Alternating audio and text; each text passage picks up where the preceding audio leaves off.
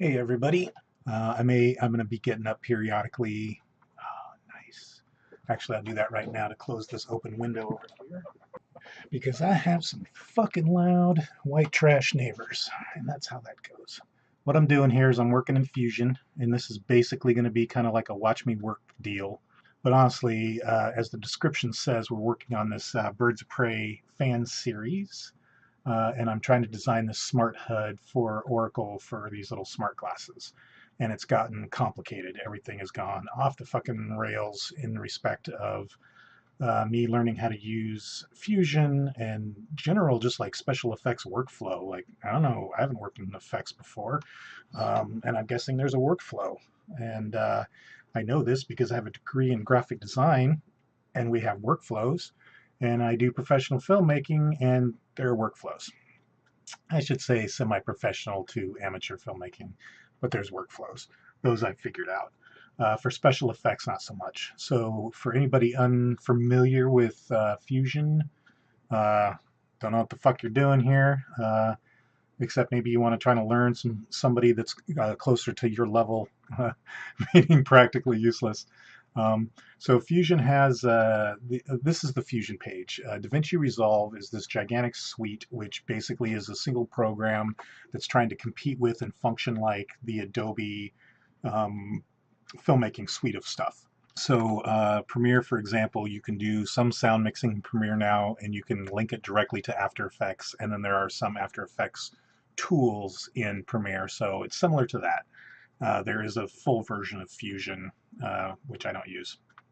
There's not a full version of, well, there's a professional version of like DaVinci Resolve for color correction, but it's what this is and everything. So while Premiere, Adobe took Premiere and started like or plugging little things in to do other things besides edit, Blackmagic took Resolve, which was a color correction suite, and started plugging other things into it so that you could do things.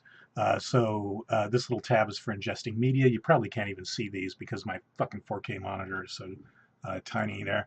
But yeah, this is a little media tab down here. Sorry, I don't have the little circle on my cursor. You'll just have to try to keep track of it. And there's an edit tab, and as you can see, this is essentially the timeline. It's not exactly the timeline, but I have this episode already edited, so that part I knew. It's like film the thing, lock the edit in. The sound is away at my sound guy's sound studio being sounded.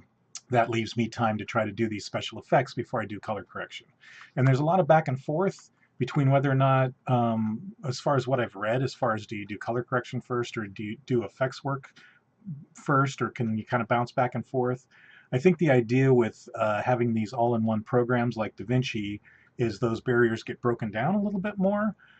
For example, the color correction tab is right here, and I can do full-on professional grades on any of my footage, which means that I could theoretically go back and do edits here and there with footage that has already essentially been color corrected, or make, if I was mixing it in Fairlight, which is their sound thing, then I guess I could probably remix stuff too, but you just don't want to do extra work.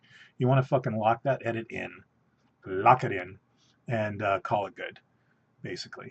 So anyway, this is Fusion. These are little nodes that all have special effects stuff in it. Briefly, this is an opened up group. So you close that down, and this is the lenses, which are these things right here. And then I double click on it, and I get all the little nodes that are inside it. And you can nest these things. Some of these have 2 or 3 deep.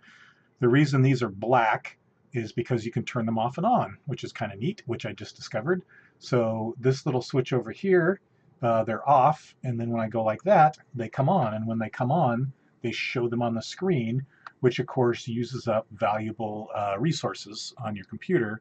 So therefore, because of all of this shit, look at this fucking merge node, doink, doink, doink, doink, doink. I'm distilling it down to the dumbest essence right now because I want to get the base lenses sized for her glasses, and get the shape that I want, and then all the other stuff will plug on the top. The first thing I did do, which I kind of figured out partway through, which again I'm sure special effects people know what's going on, is I did go through and track everything initially.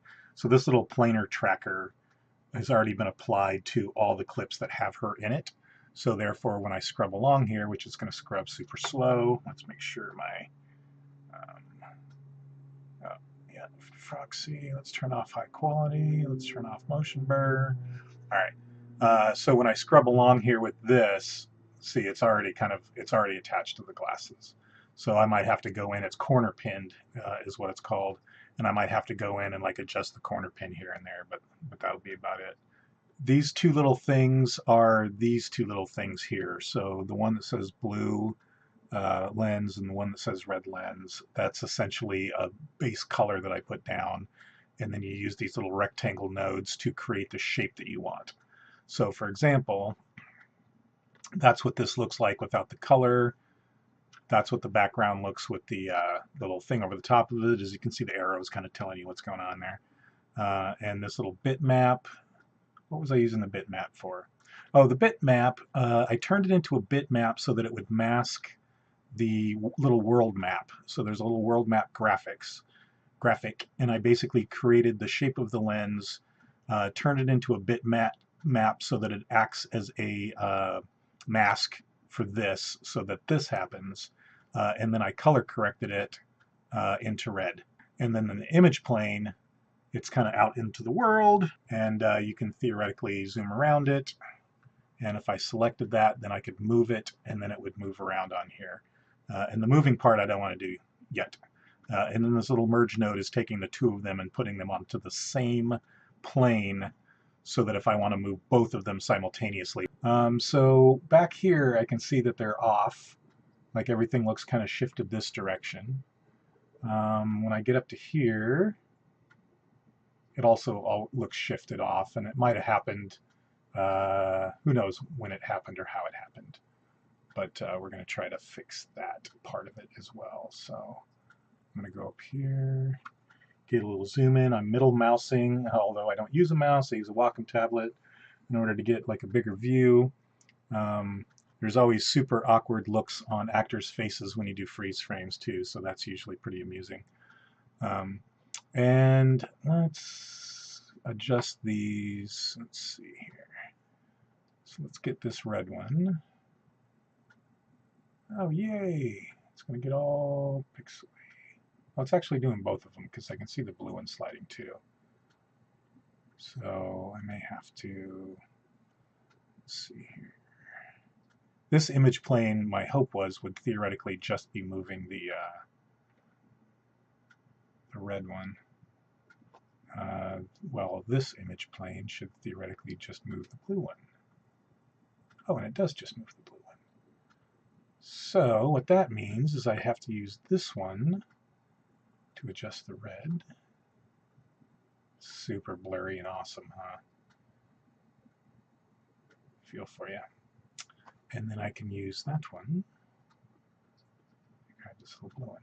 So anyway, that's going to be the day. I'm just going to do some work because there's no reason not to stream while I'm working, in case somebody wants to hear the sound of my voice in the background or literally watch my my workflow and see what's going on. So let's see. This one, they're a little off, right? Like they're a little skewed this way, and I have to decide whether that's the size I want, honestly, because the size should be the first thing that I figure out. If I only want them the size of the inner part of this little lens, then I need to shrink that down now because that affects how they move around and all the rest of that.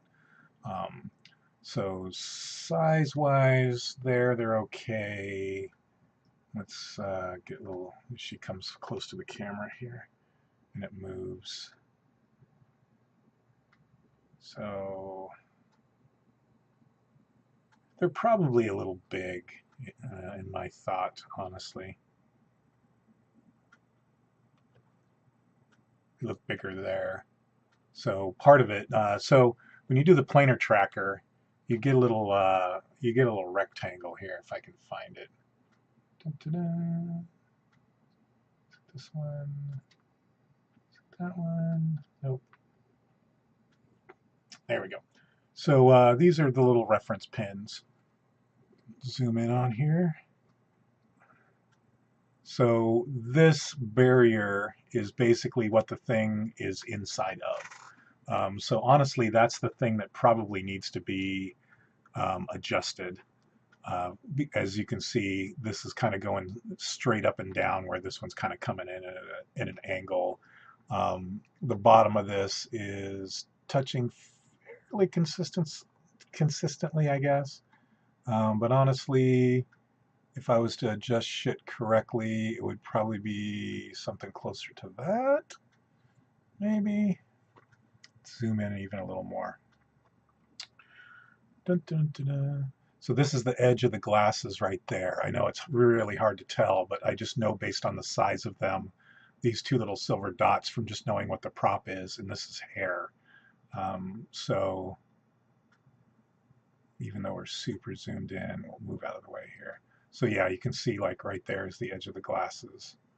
Come on, grab that thing. This monitor, I freaking love it, but it's almost too much. So now the green is touching just the bottom there, just the top there. How big? Maybe about right there.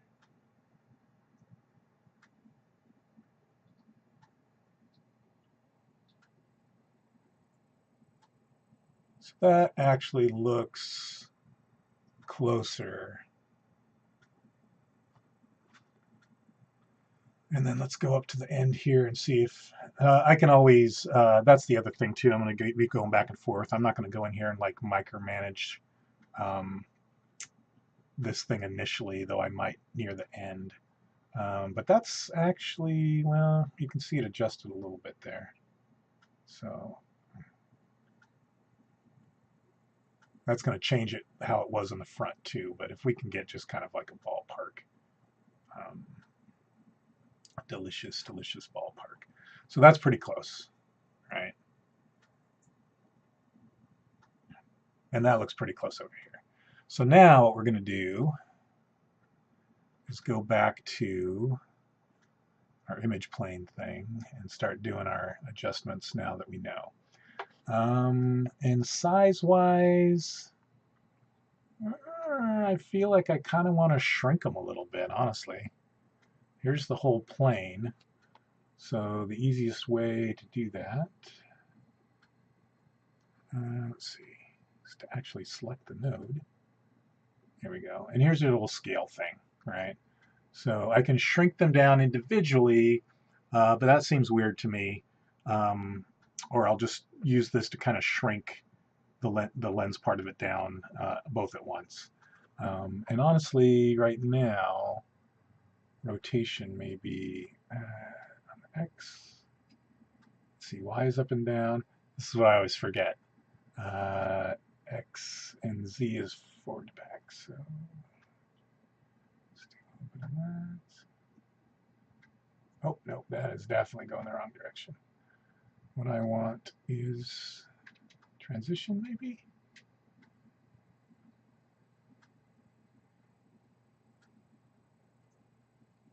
Definitely. All right. So then that's going to go up. That must mean Z is around in a circle. Oh, no, that went forward. Huh. See, here's the fun part where we try to figure out what all these individual things do. Oh, there we go. That's the rotation I want.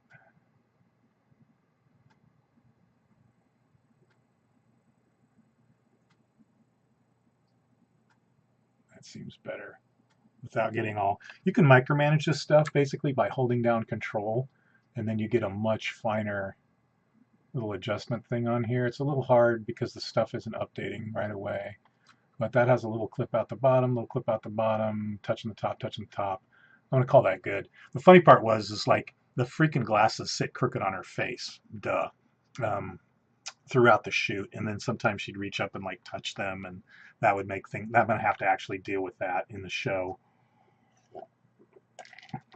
graphically, like figure out how I want to make that change. Otherwise, she's just randomly touching her glasses, which looks kind of weird.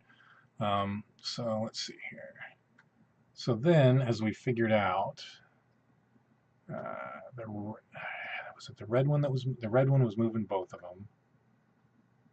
Oh, now it's moving on its own, so good for it. So that looks decently centered. And this feels like something it's like, what are you spending all this time doing all this fucking micromanaging bullshit with? But it's exactly the thing that you should be spending the time on, because if these lenses are sitting correctly, this is the base that everything else is built off of. So assuming these things sort of sit correctly and look correct, all these other graphics just plug in on top of them and you're kind of good to go at that point. Um, this feels like it needs to rotate. I'm not going to be tempted by that, though. It feels like it kind of needs to rotate on its own, but I don't think it does. So I've already forgotten. I think it was C. Oh, yeah. Oop, that was way too much. This thing is not super precise. And as you get older, your fucking hands get all shaky, and it makes it even less precise. But that actually looks better. And then if we go forward a little, oh, no, the other direction, the other forward. So let me hold on to this little control click here. It's going to be awesome when I start, at some point I'm going to start doing some video game streaming, because that's what all the kids are doing nowadays. And as far as like XCOM, I play a shitload of XCOM. That is a game that, oh, I see it's being cut off by the little mask thing there, so I don't think I'm going to be able to come forward with it. So you could probably use, that's probably just going to have to do. Playing XCOM is fine because it's turn-based, obviously. So I set up my Wacom tablet so I can be a little more precise when I'm clicking, which doesn't matter so much with XCOM 2 now, but back in the day of like Enemy Within, I'd try to use the mouse to shoot a rocket, and I would miss like the fucking pixel I was aiming at and blow up my own guys, basically. Which happened once on the infamous train mission where I had like these two mutons and something else over here, and I fucking I highlighted them. Everything looked good, and then I went to click, and the mouse slipped a little bit, and it was just like this wild shot. And that was the end of those dudes. They got murdered. You see how it's all warped, which is really wigging me out a little bit. And it's warped because of the planar tracker. So let's do that. There may be an easier way to do this that I just don't know of, but that's what's happening. Oh, it's because this one, these got, okay, because of my rotation, then, so what I need to do is basically not rotate these so much and do any of this adjustment just with the planar tracker. This side of it is shorter than this side, which is what's causing it to look weird. I can see now.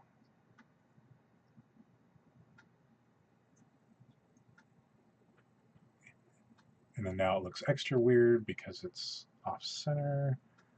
The other thing is, you know, if I was smart, I'd have this basically at a, I mean, I like to work larger than large, but 100% is what people are going to see it at, so it should look good at 100%. And there's something about this not looking like it's on her face is what's bothering me, or it looks like it's like directly on the glasses instead of out from the glasses. And I could set up a 3D camera to kind of compensate for that, but I don't know how. And I don't want to take the time to do it because it's a freaking fan film project. So it's like I want it to look okay, but I don't necessarily need it to look like hard fucking core. So then the other thing that might make it look better is if it was, you know, shrunk down to just these lenses. That would look pretty good too. And that might require me doing another mask instead of just a rectangle mask. I might have to do like a front view. I used to have like a little template. I think it's up in here actually. No, I might have deleted it, but I had a little drawing of basically these lenses. So for right now, this is getting a little tedious to me. I'm going to straighten, yeah, I'm going to straighten everything out. I'm going to reset everything as far as, let's see, this rotation, I think.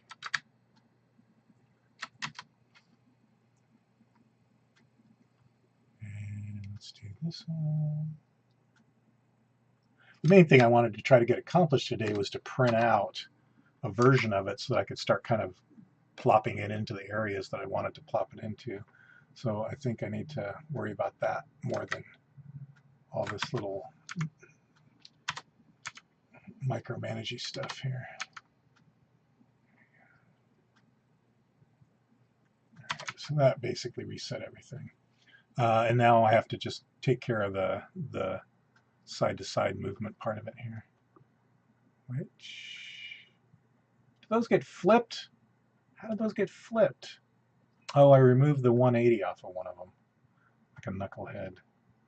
Is this one or this one? Or this? No, they're both 180.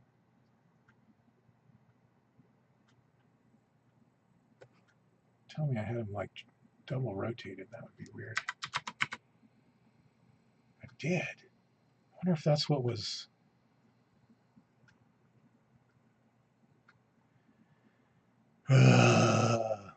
All right, so now we just start hitting Control Z until we can go back to, assuming this thing is even, there we go. So,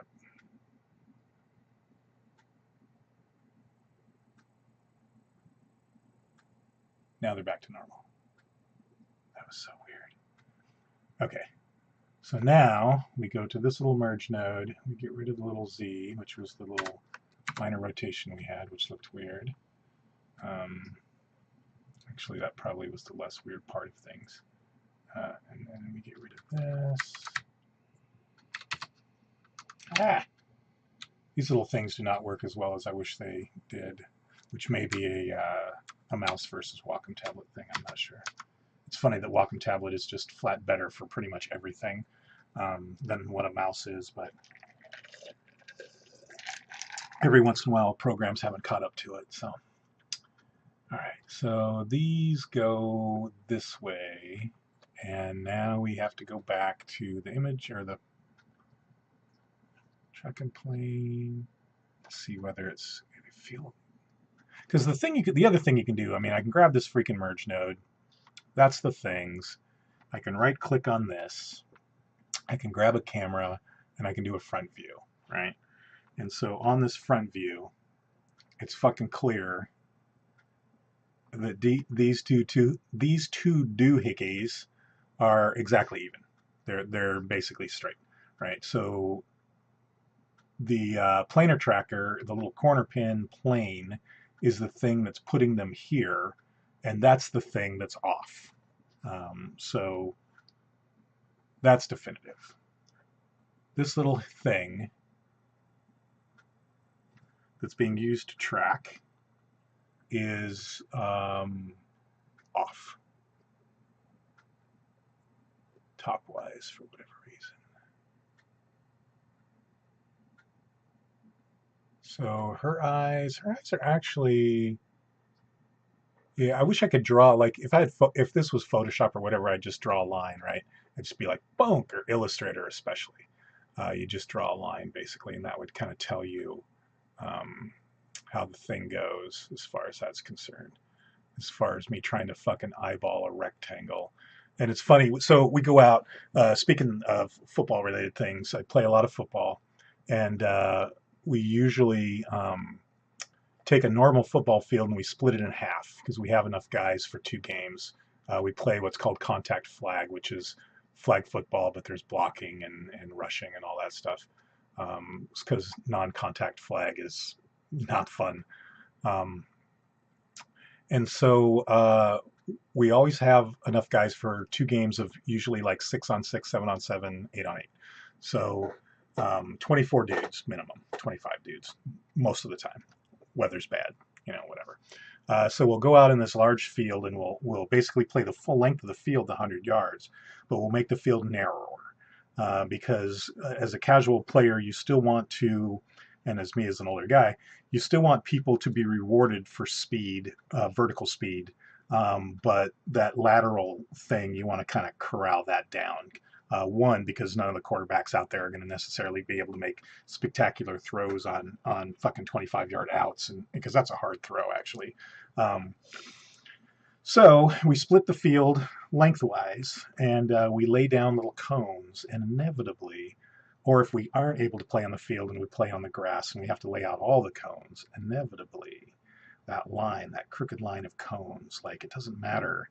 Like, I don't understand. I mean, engineers built pyramids, you know, thousands and thousands of years ago, but we can't make straight lines without some kind of help. Like, it's dummery. I've done art most of my life, and I can draw a decently straight line on a piece of paper. Um, but it's just hilarious how bad humans are at trying to figure out if something is straight or not. Um, I think it's actually probably easier to draw circles, honestly, because you just do two halves of the circle and you're set. See, when I do this, then it looks like, and I know the glasses, I know on the plane the glasses are tilted. This is receding, right? I mean, this, if she was a three-dimensional object, it's like those are pretty straight, but she would be tilted, this direction. This direction, I guess. This is in the background and this is in the foreground barely, but it's very hard to kind of figure out.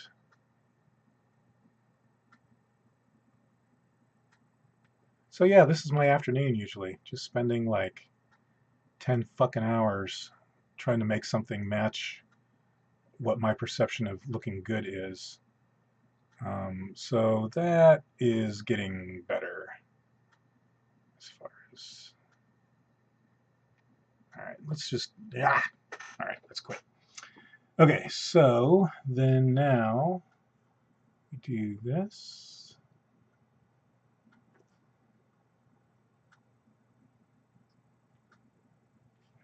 Get it to touch.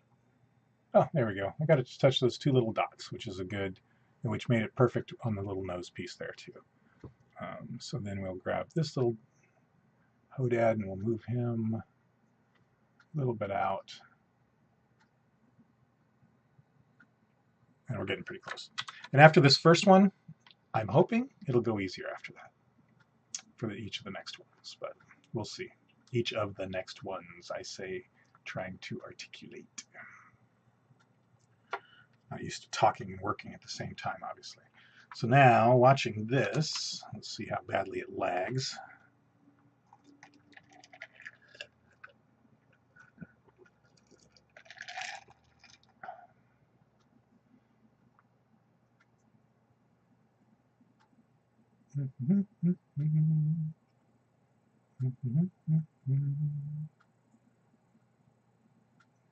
Yeah, unfortunately, it doesn't look like there's any depth as far as it being separated from the glasses, but I think that that ship has sailed.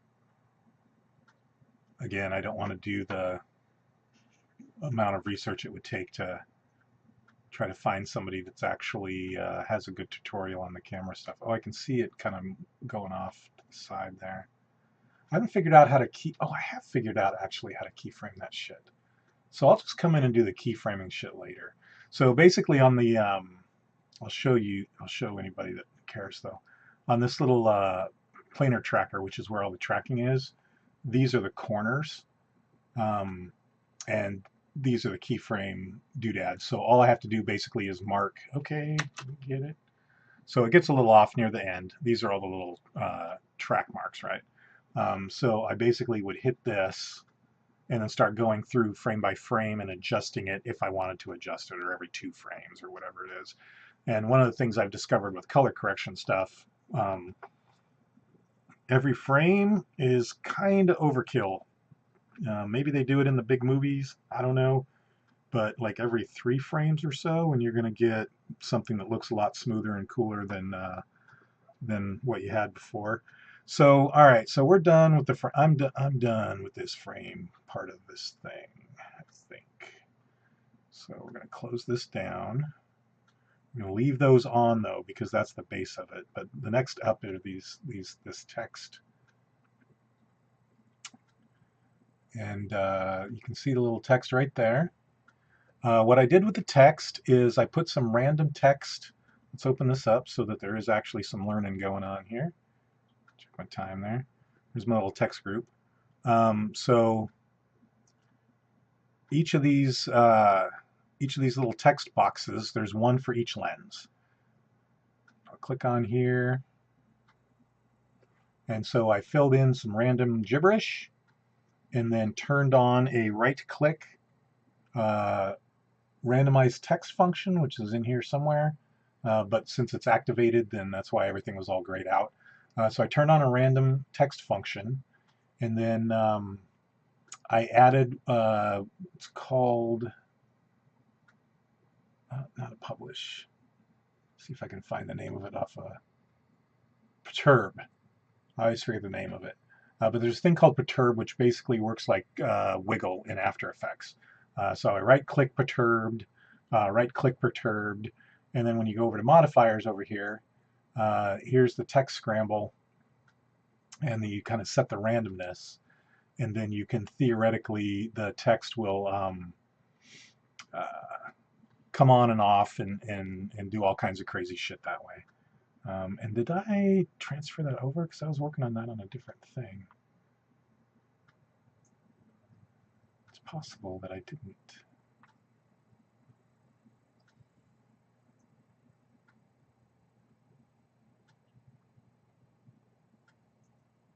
Yeah, it just looks normal. I wonder if that was in the other node that I did that, or in the other timeline. In the other timeline, I've got to bring it in. So let's see. There's the Oracle HUD 2. Oh yeah.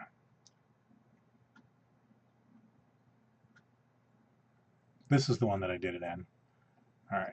So basically what I need to do now is figure out whether or not I just want to export this fusion composition as a whole and just tack it on, because I think that would save me a step, or whether I want to go through and because what you can do here is you can highlight this stuff, go into your Fusion tab. Come on, Fusion tab. This is all the stuff that's involved with this thing that I've created, right? So I could do a big old copy and paste into each of those individual segments that I already have tracked. And then I could potentially adjust them, but I'm not really able to make them look sort of 3D anyway. So I'm tempted just to print this out as a clip and then just throw it in. And that way I only have to export stuff once. So I think I'm going to do that actually. So this little clip, I think I have everything set up that I wanted to set up on it. It says red down here, which means that it's struggling to render. I've got everything turned on I need to there. So what I'm going to do, so this is actually going to get turn out to be kind of anticlimactic, I guess, in a way. So this is my minute-long thing. Let's see here. Spray, we're in the Oracle HUD. So we're going to try HUD full export version 1. I keep naming things different things, and it's going to completely fuck me up when I try to find these things. But one of the things I've talked about in the past is you've got the option to do a single clip or individual clips. Individual clips is usually what you use to do an edited timeline that has edits in it, so that you get each clip as sort of its individual thing. But unfortunately, and this is just going to print out as a single clip, obviously, because it's just one composition. But unfortunately, you are only able to export your alpha channel, which is what adds the transparency to it, if you do individual clips. So if you think you're going to export a single clip, which this is going to be a single clip, you will not get the option to export alpha, which is dumb, in my opinion. But I figured it out, and there we go. So we're going to add this over to here. Get rid of, oh, no, that was the new one that I just deleted. So we're going to add this over to here. And then I'm going to export it. I'm going to end the stream now, and I may come back afterwards, or I may not. It's I'm on West Coast time, so it's getting close to when I go over to some friend's house and we watch movies on Wednesday night. So anyway, so anybody that checked in or checks this out in the future, thanks for sitting through it. Subscribe to the channel if you want to hear more shenanigans involving, and it's not always going to be Fusion stuff. Sometimes I'm going to be working on other projects, and I'm just going to work on the project and talk about the other things. So it's going to be kind of a jack of all trades sort of deal. So anyway, let's start the render out. Also, I discovered that the render times are a little bit faster without the OBS streaming software running. Who would have thought? Anyway, so yeah, again, thanks and take care.